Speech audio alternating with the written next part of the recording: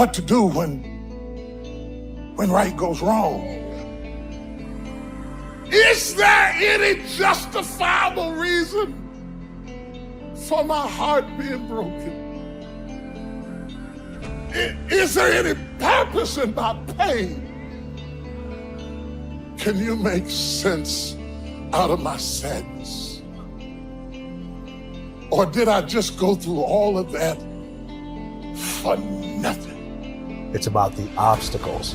It's about the challenges. It's about the pain that you endure along the way. Stand on the platform, and when that happens, your mind has to immediately shift back, because now you felt and tasted something that you could only get through winning.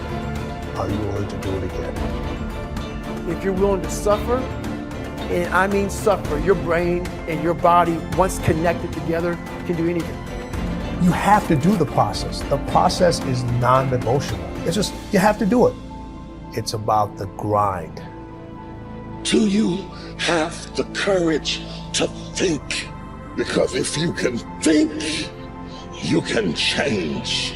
You can move, you can evolve, you can grow, you can become. You are one idea away. Your credit is not a problem. Your car is not a problem. Your situation is not a problem. Your thoughts are the problem. As a man thinketh in his heart, so is he. Everything starts in the thoughts you think. You are no better than the thoughts you think. If you think little, you go little. If you think weak, you go weak. What I need you to do is I need you to find a reason to keep going. And if you can find a reason to keep going, I know you're strong enough. Every human has what it takes to get past whatever they're going through, if they decide to.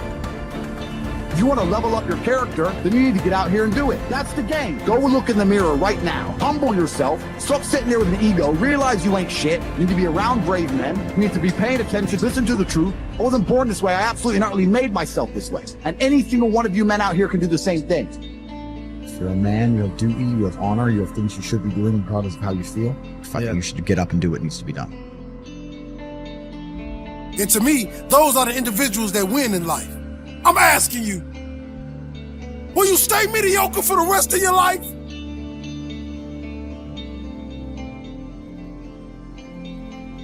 Success happens to you not because you desire it, because you earn it. Everybody desires it. It comes only if you're capable of it. You know, we say in yoga, if you keep one eye on the goal, you have only one eye to find your way. That's not a good way to play a game. It's better both your eyes are on the game. The winning the cup and the accolades are things which happen because we play a game well. It's not because we want them, it'll happen. Because we play well, it happens. So it's always best that we keep our eyes, our body, our mind, everything focused on just one thing. That is when a human being functions at his maximum efficiency. If everything is focused in one way, your body, your energy, your mind, everything is organized in just one direction. A person who's going in one direction will go somewhere. A person who's trying to go in 5 different directions will not go anywhere. For one who is seeing this life as a stepping stone for a larger possibility, for him, there is no failure. For one who is looking at the simple events of this life itself as the goal of life, for him, there is failure and success. If you are just seeing this life as a stepping stone for a larger possibility, if you have a good deal, you use that for your well-being. If you have a bad deal, you use that for your well-being. The economy was on the boom when every fool could be successful. When the economy is on the boom, everybody gets carried, isn't it? Now there has been a meltdown. Now it takes something else to be successful. It doesn't matter what the hell happens with your life. If you are seeing this life only as a stepping stone for a larger possibility, then whatever the situation, it is beautiful and very useful. So various situations in your life, either you can use it to make yourself stronger and better, or you can sit and cry. This is the choice you have. Everything. It doesn't matter what happens. The most horrific event happened in your life that also can be used for your growth and your well-being. So the fear of failure. Failure is bad enough. Fear is adding spice to it, isn't it? I'll give you a formula. If you want to know what makes people happy at the most basic level, when your life conditions match your blueprint, when your life conditions are what you're expecting, not your ultimate dream, but when you meet your basic expectations, you're happy. If your life conditions are better than you expected, you're over the moon. If your life conditions don't match your blueprint, your expectations, you have pain. If your life conditions don't match your blueprint and you believe I'm unable to change it, it's something wrong with me, or it's a permanent problem, or it's pervasive, or it's personal, you get into learned helplessness, then you're going to suffer.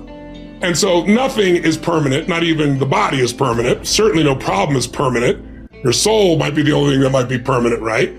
So it's really helping people to understand that when the life conditions change, your blueprint has to change with it. Either if you're not happy, you either have to change your life or change your blueprint, your expectations.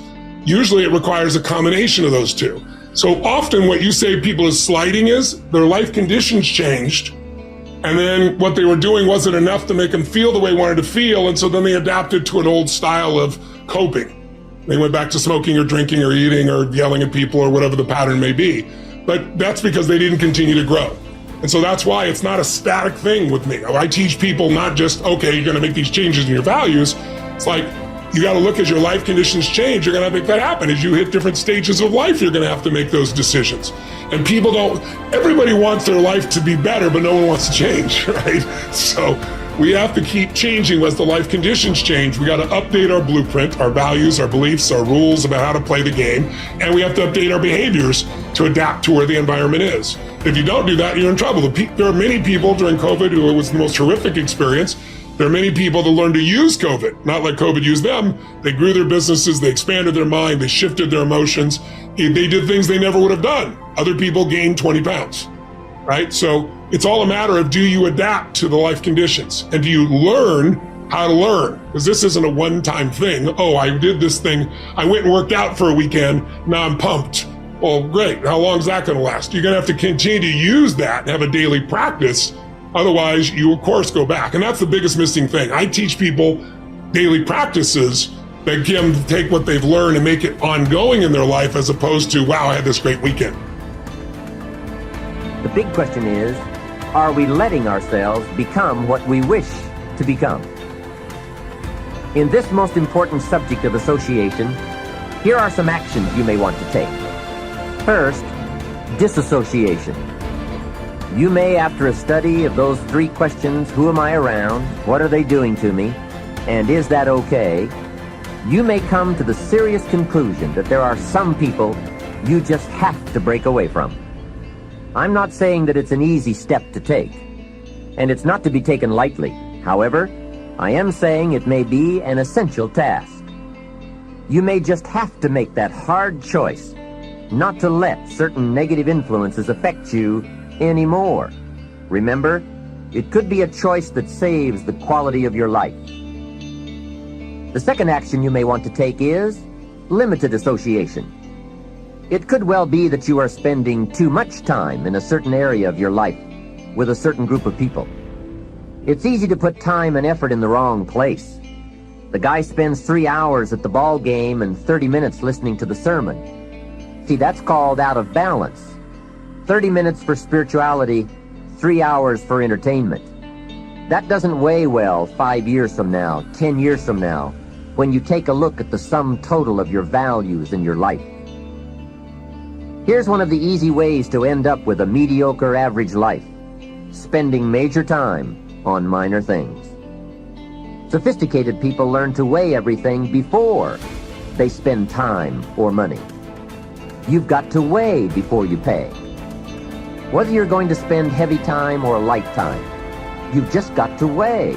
Otherwise, if you're not careful, you can get trapped into spending heavyweight time with lightweight people.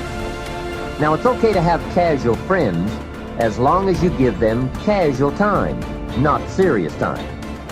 Spend major time with major influence and minor time with minor influence.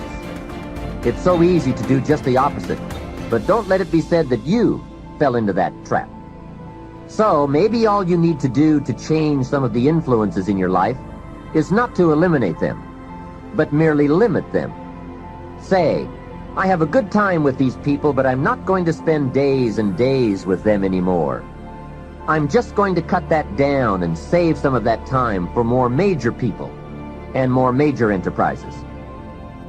Remember, it's your life.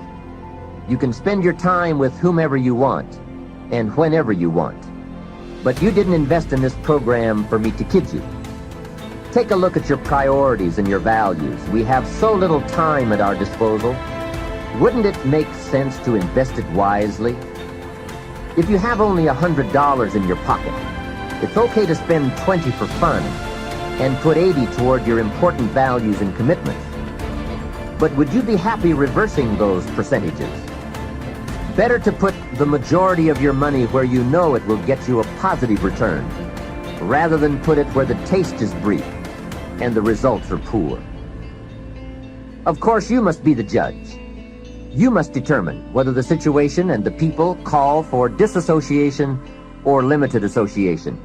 But remember, if it isn't taking you where you want to be 5 years from now, 10 years from now, now is the time to fix it.